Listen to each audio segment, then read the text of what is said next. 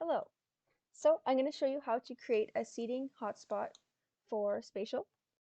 It's super simple. So you want to get your object in and make sure you're in object mode and add in an empty sphere. Center it around where you want your character to sit. I'm going to put mine right about here.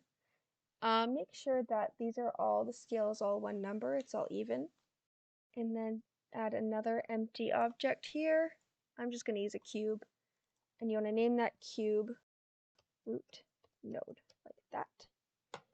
And then you'll want to add in another empty object. Again, I'm just going to use a cube. I don't think it really matters.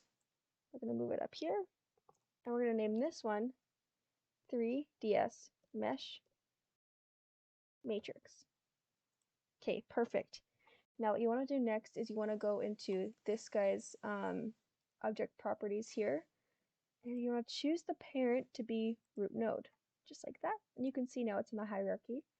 And then you want to go into the sphere that you made, and you'll want to make that one's parent the 3DS mesh matrix.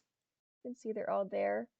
And your last step is to rename your sphere. You want to name it whatever. I'm going to put it chair, but make sure it's got dash spot right there.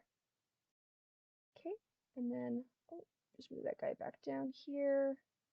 All right, you want to go into File, Export into a GLTF or GLB. Perfect, just like that. All right, let's see how that works. Okay, so we're back in spatial and we can upload our chair right here. There we go. Let's do a little test on it.